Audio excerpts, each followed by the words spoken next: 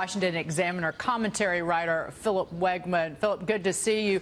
What is the off-ramp for the Republicans and President Trump here? Because Nancy Pelosi clearly is digging in her heels on this, and she is representing the Democratic base on this, particularly the progressive wing. They don't want a dime to President Donald Trump for this. How does it end? Oh, I think it ends when Nancy Pelosi finally actually picks up the gavel and realizes that she has to decide whether or not this is going to be a Congress that works with the president or doesn't. Right now, she is still thinking about the votes that she needs to become Speaker for a second time around. And so I think that the off-ramp here for Republicans is going to have to be that they're not just going to have to compromise from $25 billion down to $5 billion, which is their initial reduction. I think that some sort of DACA for wall deal is ultimately going to be the thing that Nancy Pelosi can go back to her own base and say, hey, maybe it's not a wall, maybe it's a fence, maybe it's steel slats, but we got permanent extension of DACA or something along those lines that she would be able to stomach. Marie, that was an idea floated by Lindsey Graham, the senator who met with President Trump earlier in the week, and the Wall Street Journal followed up on that on its editorial page yesterday. What do you say? Is that a deal that can get done? Possibly, except for, and I want to ask Philip his thoughts on this. Today, Nancy Pelosi, today, tomorrow, in the next few days, the Democratic House will pass a clean funding bill, likely, with no wall funding in it. Basically what the Senate passed by unanimous consent before the holidays. If that bill then goes to the president, Philip, then he has to veto that. The shutdown will squarely be on his shoulders if this bill comes to him. Do you think he would veto that? And do you think he should? Because then the argument could be made politically that they gave him a bill to open the government, and those 800,000 workers not getting paychecks right now, that will be squarely on him. What's your take on that?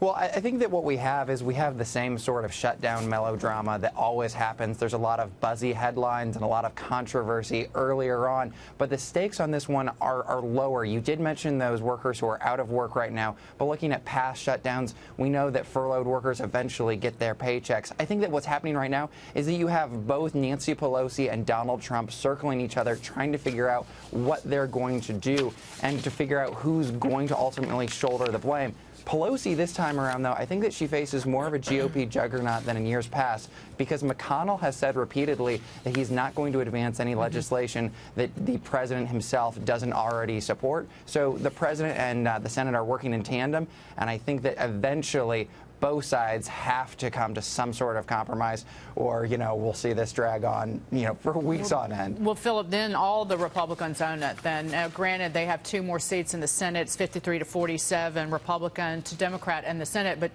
But as you said, the majority leader has said point blank, if the president's going to veto it, we're not going to vote on it. But they already passed this bill by unanimous consent before the holiday that did not include border funding. So the question is, if that bill was good enough for you in December, Mitch McConnell, why is it not now? Well, the answer is it wasn't good enough for President Trump, and they weren't really anticipating that as a turnaround. It seems to me at some point the Hispanic caucus has to stand up and say $5 billion is worth it to basically resolve the DACA issue. Yeah. And the president, early in his tenure, made an offer like that, and then it got confused with politics, and he backed off it. Yeah. Then the Democrats really didn't kind of parry that with an offer. This is either important to the Hispanic caucus and to the Democrats, or it's not. $5 billion, and we all know in the past, Chuck Schumer has supported a barrier. In 2009, he made a big speech about how the barrier was important to secure the border. This is just hypocrisy, in my view. And honestly, to me, the Democrats have got to come forward at some point and solve this DACA issue in order to justify Hispanics continuing to vote for Democrats.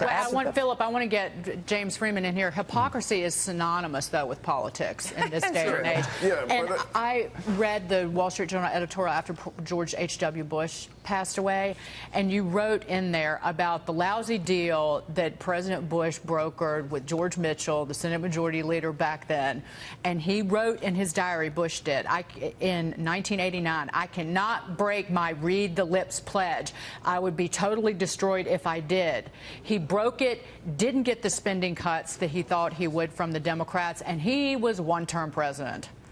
Well, it's also, the situation is on both ends. So you have the risk to Trump of not fulfilling his border promise. You also have the risk for Democrats of how do they explain to the immigrant community that denying Trump his victory was more important than allowing people to stay and live in the United States. That deal's not on the table. It's a sale that cannot be made. So that's why I think they will eventually fold. And this idea, their current position, Schumer and Pelosi are saying that the wall is unaffordable. This is a party that is currently debating whether to go ahead with their $32 trillion Medicare for All plan. Ridiculous. Well, and I'll point this out. I hate tariffs, Philip, but the tariffs have brought in, according to President Trump, $11 billion. There's your funding. Yeah, and I think that this is important for us to notice that this $5 billion, it's a fraction of what was asked for before. And let's all be honest, that $5 billion is not actually going to be able to construct the entire wall or whatever sort of semantic term that the administration finally lands on. So, you know, this is a sort of low-end deal. Whether or not both sides can agree remains to be seen because it's so polarized at this point, and you have Democrats and Republicans on complete opposite sides. Part of me, it does bother me. It does just give me a big itch that $5 billion is not a lot of money. When people say that, I agree totally. Because people get so upset about the cost of the Mueller probe. Oh my goodness, it's in the millions. Yeah. It's a lot of money, but so is $5 billion. Anyway, thank you, Philip. Philip Wegmann. Thank you. Good to see you.